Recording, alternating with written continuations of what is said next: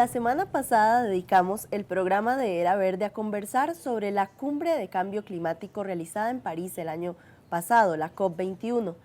Y el día de hoy vamos a conversar sobre cómo se traduce a la práctica todos estos acuerdos que se tomaron en la cumbre para el caso de nuestro país específicamente.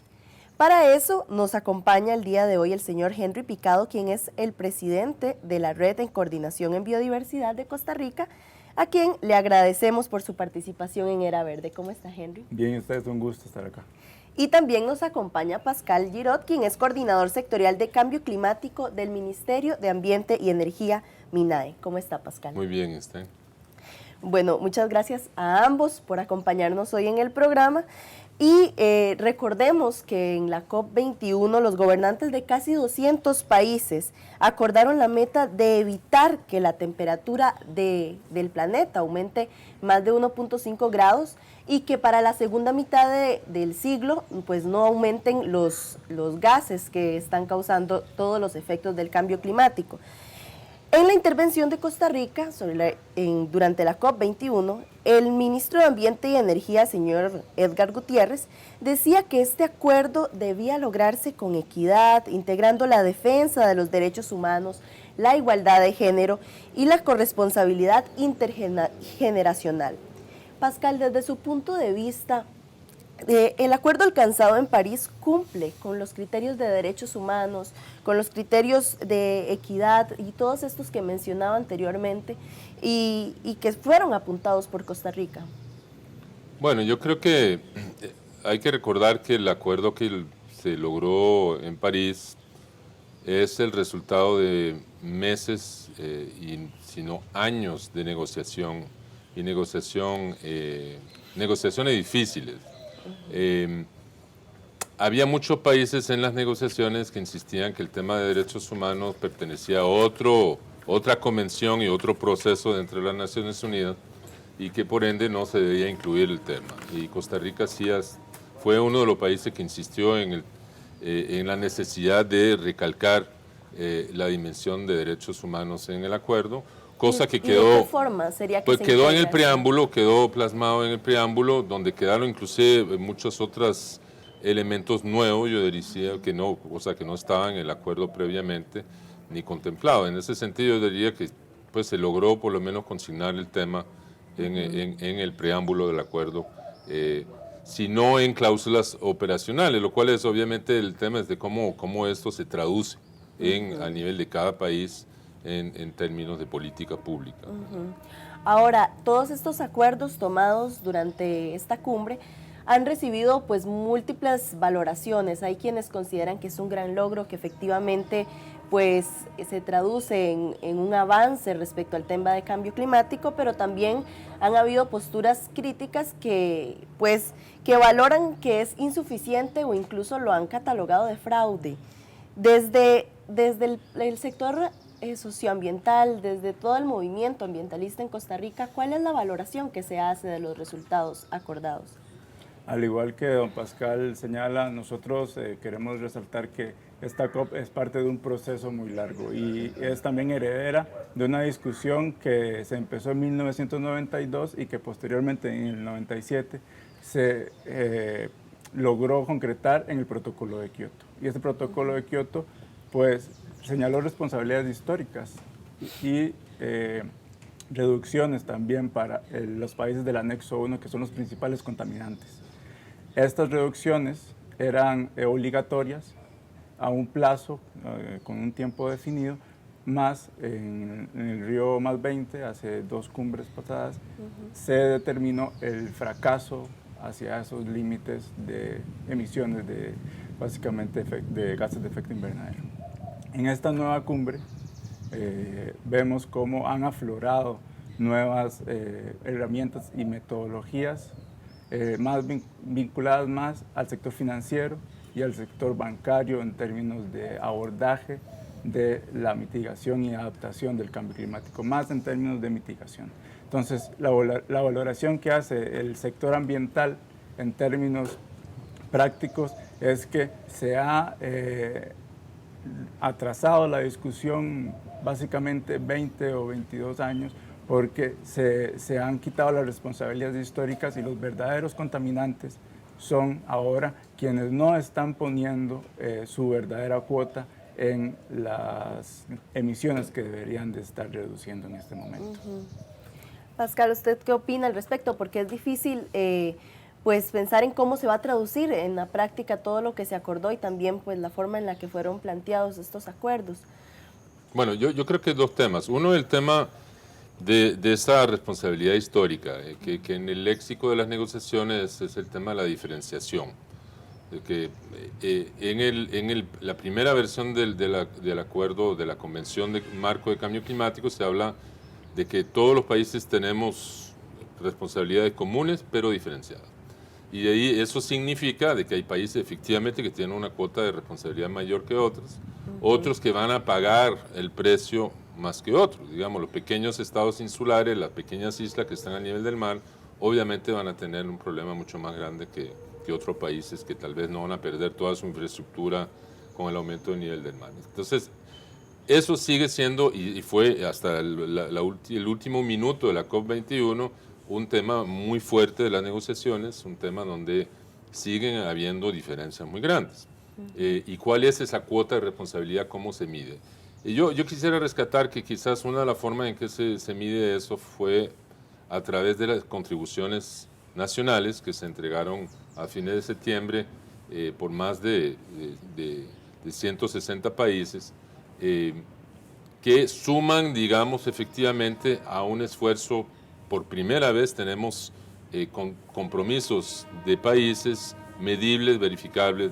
Tenemos por lo menos una cifra que nos dice cuál va a ser el esfuerzo de reducción de emisiones a largo plazo de la mayoría de los países del mundo. Ese es un primer paso. Ahora, que es insuficiente, todo el mundo está de acuerdo con que es insuficiente, que todos los países no están reflejados, es efectivamente el caso.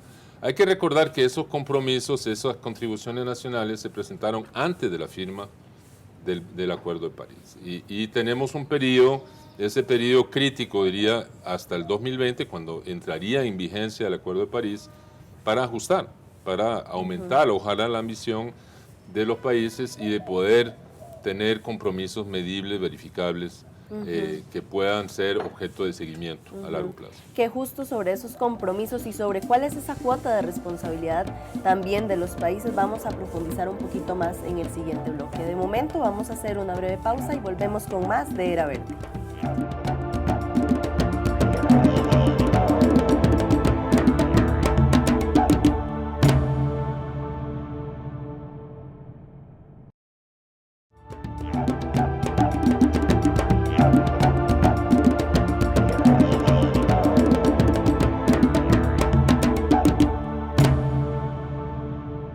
Estamos de vuelta en Era Verde y hoy estamos conversando sobre la cumbre sobre cambio climático que se realizó el año pasado en París.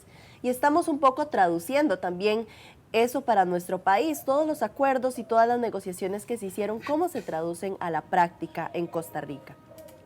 Precisamente una de las mayores críticas que se han hecho al acuerdo en la COP21 tiene que ver con que los acuerdos son de carácter voluntario, es decir, no hay una obligatoriedad o una forma de dar un seguimiento que verifique que todos los países cumplieron con esto. Entonces, por ahí han venido parte de las críticas. Pascal, tal vez si hablamos un poquito de cómo se asume en Costa Rica esto y cómo se traduciría en la práctica en nuestro país, pues todos los acuerdos tomados. ¿Se van a crear políticas públicas o cómo se va a dar seguimiento para que esto sí se cumpla? Bueno, yo creo que como cualquier acuerdo internacional, en este caso en particular, sí se cumplió el objetivo de tener un acuerdo legalmente vinculante. Es decir, una vez que el tratado se firme ahora el 22 de abril de 2016 y entre un proceso de ratificación en los próximos años, de aquí en los próximos años, una vez ratificado ese acuerdo, sí obliga a los estados a cumplirlo, en ese sentido. Ahora, si existen dientes o no, si hay un régimen de sanciones o no, obviamente es un régimen obligante, por un lado, legalmente, es un tratado internacional y por derecho internacional los estados que lo firmen y lo ratifiquen van a tener que cumplir con ello. Sí prevé una serie, digamos, de mecanismos de reportaje periódico, donde los países cada 5 años van a tener que informar a la comunidad internacional de los avances para lograr sus metas. En ese sentido, sí es un acuerdo vinculante y que genera obligaciones por parte de los estados. Ahí habría que ver entonces también como los mecanismos de seguimiento para garantizar que esto pues se cumpla. Ahora, diversos sectores ambientalistas y ecologistas han evidenciado otro cuestionamiento, que es que en el acuerdo no se, pues precisamente no se cuestiona uno de las causas más importantes del cambio climático, que tiene que ver con la quema de hidrocarburos, de combustibles fósiles y todo este tema que pues no se tomó en cuenta como eje central y que ni siquiera se consideró la propuesta de parte de la ciudadanía de mantener el 80% de combustibles fósiles bajo tierra. Entonces, ¿cómo podemos valorar este punto y además cómo han actuado en Costa Rica los gobiernos respecto al tema de hidrocarburos? Con respecto a los hidrocarburos bajo la tierra, hay que aclarar que para que se cumpla la meta fijada en la COP de París de 1.5 grados de máxima elevación de la temperatura, hay que pues dejar 2/3 partes de los hidrocarburos bajo el subsuelo. Entonces, que no se haya tomado en cuenta medidas al respecto o propuestas desde los movimientos sociales, desde todo este movimiento contra la crisis climática que se generó en la Cumbre de los Pueblos allá en París, también con una serie de discusiones y de propuestas, incluso técnicas, metodológicas y científicas para reducir el impacto del cambio climático. Nos preocupa mucho a los movimientos sociales porque no existe un diálogo entre la ciudadanía planetaria, digamos, que estamos analizando la crisis climática y las negociaciones en la esfera gubernamental. En ese sentido, Costa Rica tiene una política de hidrocarburos muy pues dócil al mercado internacional, por decirlo de alguna forma, porque cada año eleva más o menos en un 5% el consumo de hidrocarburos a nivel nacional. Esto conlleva una serie de impactos a nivel climático, porque tampoco se están previendo formas de transporte alternativo. Más bien vemos cómo se importan cada vez más automóviles, la flotilla nacional aumenta en un promedio de 50.000 automóviles anuales, y eso evidentemente va a incrementar las emisiones de gases de efecto invernadero. Por otro lado, vemos esfuerzos que van en un sentido bastante correcto, que es pues activar un tren eléctrico en San José, articular algunas pequeñas iniciativas de ciclovías, más estas iniciativas no tienen un seguimiento pues muy riguroso y tienden a fracasar, como es el caso de muchas de las ciclovías que se han planteado en el gran área metropolitana. Claro, y es que lo que necesitamos es que usar otras alternativas sea más rentable que seguir utilizando los combustibles fósiles y que seguir aumentando cada vez más el uso de vehículos. Y pues esas alternativas son las que han sido difíciles de concretar en los gobiernos anteriores y en el actual gobierno. Ahora, pasando al tema agropecuario, considerando que este sector es causante de más del 50% de los gases que actualmente causan los efectos del cambio climático, para Costa Rica, ¿cuáles acciones de mitigación se plantean para el sector agropecuario?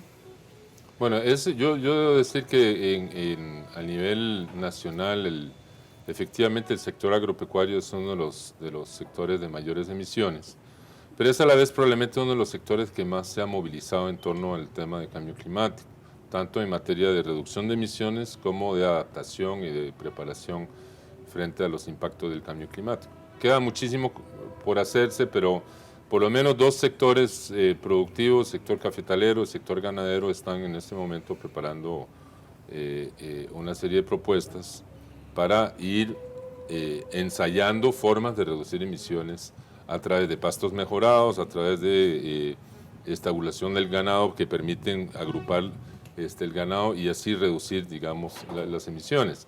Es obviamente una tarea grande, es una tarea que atañe no solamente al sector agropecuario, sino también a la parte, digamos, de los consumidores, incluso a nivel de los mercados internacionales, porque una de las preguntas es saber cómo vamos a seguir poder diferenciando, o sea, diferenciar los productos agropecuarios costarricenses de acuerdo a su huella de carbono y de cómo también quién va a costear estas inversiones que requiere el sector agropecuario para reducir su vulnerabilidad de cara al cambio climático. Esas son tareas que se están realizando en este momento.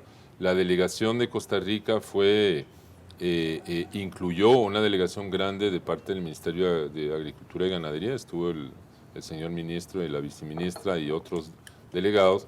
Es decir, es un tema que sí, en que el sector agropecuario se ha puesto la camiseta y yo creo que hay mucho que hacer todavía, pero hay por lo menos una voluntad de avanzar en el tema.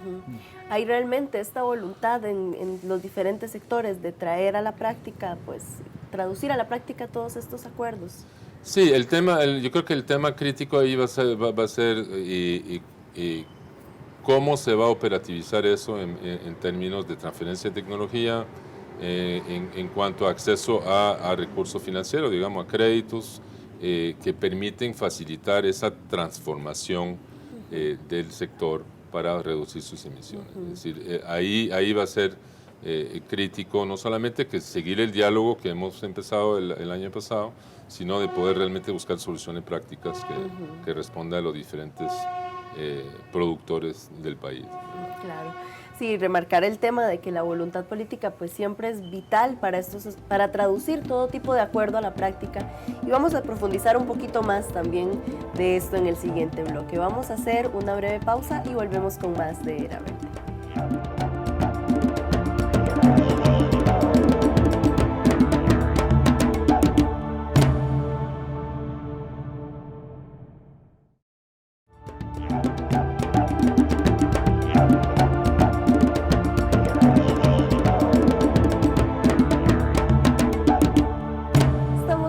Acá en Era Verde, y hoy estamos conversando de la cumbre sobre cambio climático que se realizó en París el año pasado, donde diversos países tomaron una serie de acuerdos para seguir abordando el tema del cambio climático a nivel mundial. Pascal, el año pasado vimos el efecto de varias inundaciones en el centro de Punta Arenas que dejó a muchas familias pues afectadas. Y el semanario Universidad publicó también un reportaje sobre la erosión en las costas de Limón, o sea, una serie de situaciones que se han venido dando en el país, que me gustaría que profundizáramos sobre si estas situaciones son consecuencias de fenómenos como el Niño o si realmente ya estamos viendo los efectos del cambio climático en nuestro país y a nivel mundial. O sea, si ya de verdad estas son las consecuencias y todas estas situaciones que se han dado son el resultado del cambio climático. Bueno, yo creo que sin duda el cambio climático no es algo que va a ocurrir dentro de 100 años, sino que ya estamos viendo los signos precursores. Hay que diferenciar lo que es una circunstancia actual, que estamos en un periodo del Niño, digamos, donde efectivamente hay anomalías y eso forma parte de la variabilidad climática. Pero sabemos también que esos fenómenos como el Niño se van a ir agravando e intensificando con el cambio climático. Es decir, esto va probablemente seguir ocurriendo con impactos cada vez mayores. Ahora bien, claramente las comunidades costeras están entre esas comunidades, esos grupos diferenciados, ¿verdad?, que van a sufrir las consecuencias más que otros. Y lo que ha pasado en Punta Arenas o la erosión costera que estamos viendo en el Caribe costarricense, sí se debe a cambios en la temperatura, en el caso del Caribe, del Mar Caribe, que está expandiéndose y aumentando el nivel. En el caso de Punta Arenas lo sabemos desde el 2000, desde la primera comunicación nacional, se sabe que es una ciudad sumamente vulnerable a marejadas extremas y al aumento del nivel del mar.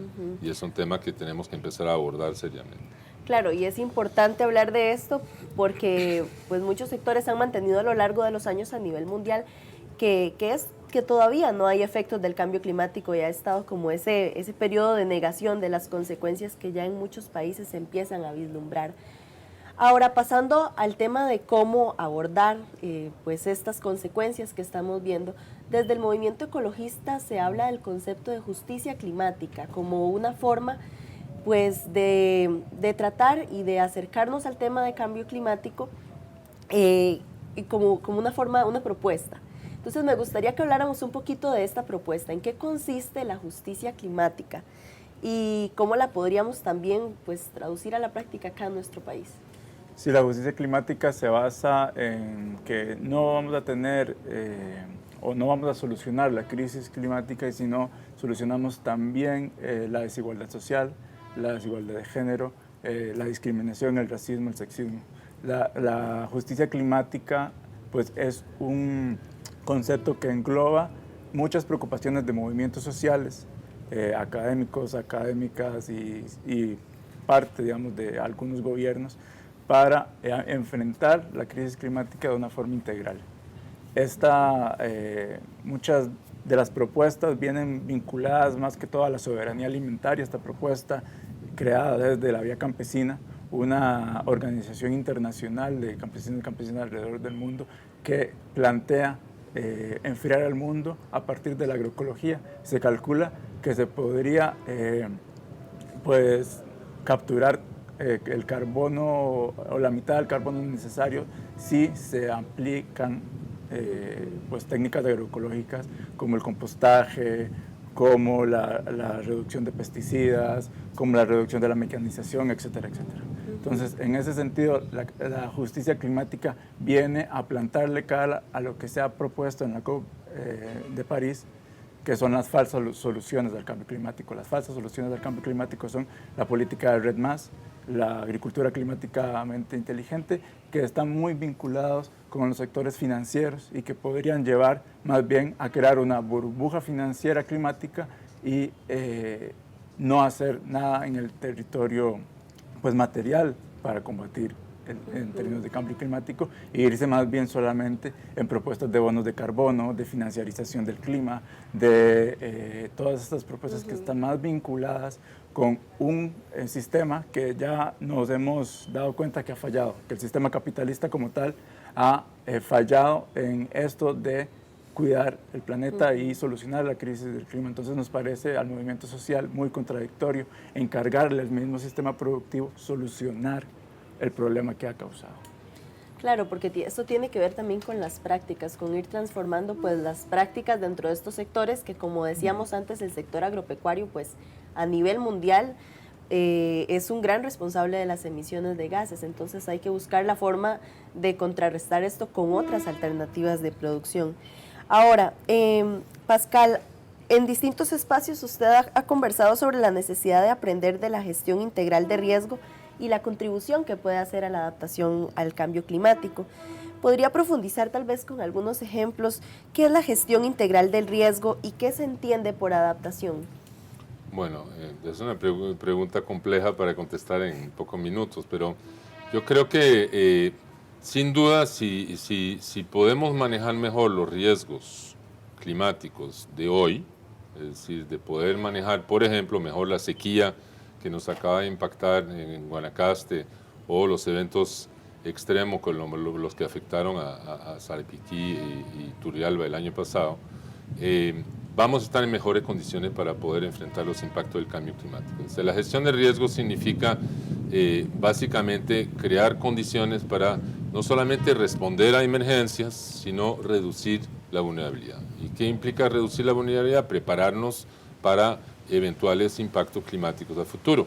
Por ejemplo, ha habido otras sequías en el pasado en Costa Rica, en Guanacaste, una en el 76 y en años anteriores. Es decir, no es la primera vez que en Guanacaste falta el agua. Y la pregunta es, ¿cómo vamos a hacer para que para la próxima sequía, el próximo El Niño, dentro de unos años, estemos mejor preparados para reducir las pérdidas? Es decir, de que esas pérdidas, estamos hablando en el 2015 más de 75.000 millones de colones que ha vertido la Comisión de Emergencia a productores damnificados. La idea es cómo reducir eso, cómo hacer de que los productores pierden menos cosechas, y eso pasa por efectivamente cambiar la cultura del agua, sobre todo en el agro, el manejo del agua vamos a tener que ir evolucionando hacia una cultura de uso mucho más eficiente del agua y ojalá hacia una agricultura con un menor impacto en el medio. Es decir, y eso yo creo que hay una conciencia cada vez mayor de que hay que ir incorporando esas medidas de adaptación al cambio climático para poder reducir a largo plazo las pérdidas del sector agropecuario, ¿verdad? Que los mismos agricultores son los que van a salir ganando si pierden menos en un evento extremo. Claro, bueno, ya se nos está acabando el tiempo, entonces para ir también aterrizando un poquito este tema a la vida cotidiana de todas las personas que nos están sintonizando, ¿cómo podemos también las personas en nuestras prácticas cotidianas, en nuestro día a día, hacer aportes para que los efectos del cambio climático pues no se sigan desarrollando de esta forma y para de hecho contribuir a contrarrestar y desde las formas de producción y estas alternativas en las que podemos contribuir de alguna manera, ¿cómo podemos ir aportando? Bueno, desde el sector ambiental definimos que la única clave para enfrentar el cambio climático es la organización.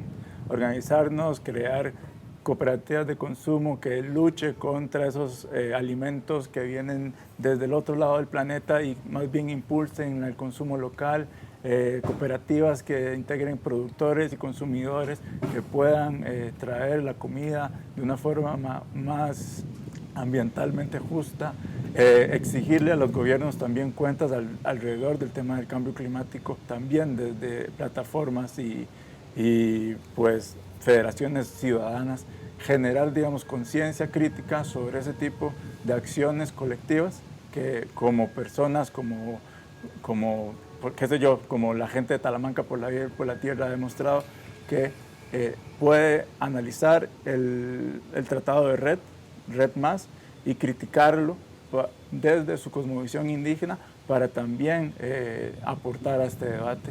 Ya los indígenas han dicho en múltiples veces que rechazan el Red Más porque es una forma de privatización de sus bosques sagrados. Entonces es una forma, es un ejemplo que los hermanos Bribris nos están dando de cómo luchar contra el cambio climático. Pues sí, entonces lo que nos corresponde también en nuestro día a día es organizarnos, pero también informarnos mucho y dar seguimiento, a ver también cómo se traducen en las políticas públicas y cómo se traducen las acciones del gobierno, pues todo lo que tiene que ver con el tema de cambio climático. Muchas gracias a ambos por acompañarnos en este programa de Era Verde y gracias a ustedes por sintonizarnos en un programa más. Nos encontramos la próxima semana. Quédese con más de la programación de Canal UCR, donde hacemos televisión con sentido.